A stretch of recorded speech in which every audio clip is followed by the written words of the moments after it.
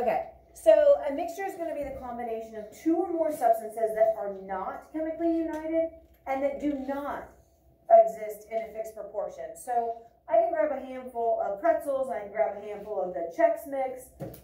It's nothing that is like set. It's not a, you know, a given amount of each thing that's being combined. Even if you're following a recipe, let's face it, I know like I change recipes all the time. Like I want a little bit more of this or a little less of that. Right? That recipe for me is always kind of like a suggestion, or like here's kind of like the base that you can go off of and then tweak it how you like it. When we're talking pure substances, there's no tweaking. There's no like adjusting it to suit your purposes. It's 2 hydrogens and it's 1 oxygen. That's all you get. That's your option, right? These mixtures, there's nothing set really about it. Okay? So most natural substances are mixtures. It's just kind of like you get some of this, you get some of that, and then you get this different thing that exists because of you're mixing these things together. A mixture, because it is not chemically combined, it can be separated using physical properties. So using size, shape, color, density, magnetism, maybe taste, if we're talking food, right? If you were with us at home, make sure that you watch the mixtures video here. We skipped it, but it'll be linked in Google Classroom for you. So these things are going to be physically separated, not chemically, because they are not chemically united. They're just close together, like in a bowl or in a container, but they are not, you know, totally connected chemically. So we have mixtures that are homogeneously mixed and we have heterogeneously mixed. So homogeneously means same throughout. So I'm looking at this milk, and I don't know if that's cereal. Kind of looks like nasty brand cereal or something. I don't know. You don't see any differences though, right? It's the same looking thing throughout. Heterogeneous mixtures are when you can visibly see differences. So if I look at that taco, this is making me really hungry already. It's not even barely 9:30, and I'm wanting some tacos. What do you see when you see the taco? Give me something that you see in there, John. What do you see in the taco? Cheese. Definitely. What else? What do you think, Kyla? Yep. Dylan? Sour cream. Perfect, right? We see the meat, we see the shell. You can pick out stuff. I'm looking at that bowl of M&Ms. Can you pick out a yellow one? Good job. Can you pick out a blue one? Good job. Katie, don't you tell me no. Send you back to kindergarten. I'm not Katie. That was Kate. She was shaking her head no too. Yeah. Okay, Megan, I'll send you back to kindergarten too. Good. So you can see, even though they're the same size, shape, probably even the same taste, we won't get into that color debate, whether that changes the flavor or not. But it's color. Color is a physical property. So you can pick out certain M&Ms based on their color. There is a difference. You're going to be filling in, there's like boxes, like blank boxes for your categories. I believe just like here and here, here and here, right? So you're filling in kind of those headings of those columns. So pure substances.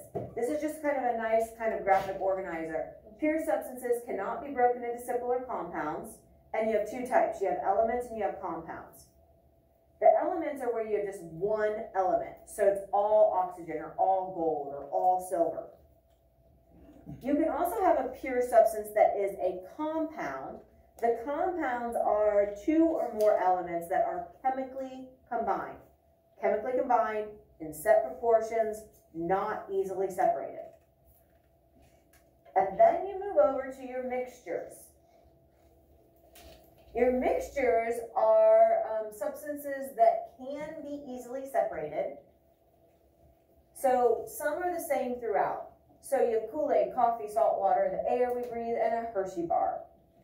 Heterogeneous, meaning not the same throughout, or different for hetero, and a Hershey bar, but with almonds.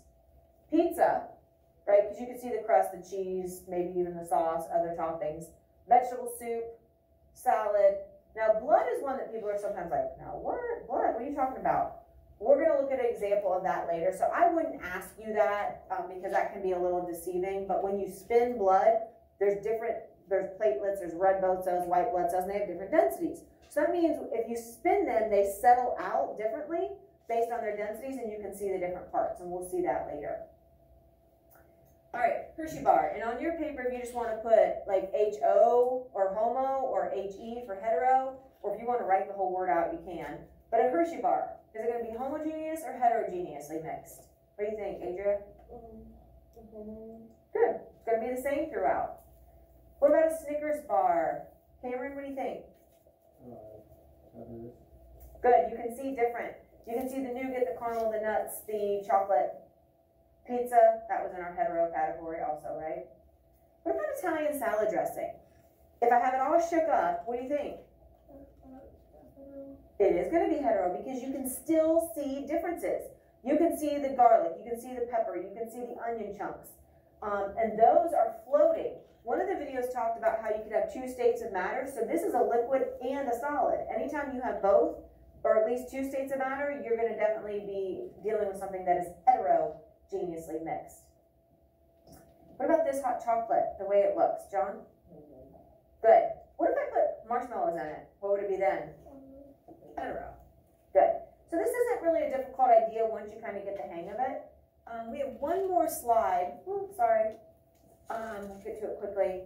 And this is a solution, and this was also kind of alluded to in the videos as well. We're going to get into this a lot more tomorrow. But a solution is a homogeneously mixed substance that is the same uniform appearance throughout. So it's like our Kool-Aid, taking a solid or, that powder, putting it with the water liquid, stirring it up, and it looks like you have something brand new that is chemically combined. But remember, we proved that it is just physically combined. So that's what makes it a mixture. If it was chemically combined, that would make it not a mixture. That would make it some kind of a pure substance, which it is definitely not. So we will stop there for today. Ben, it was great to see you guys. I hope that you make it through the day. Get on a schedule. Get yourself kind of regulated again so things will be easier through the end of the week here.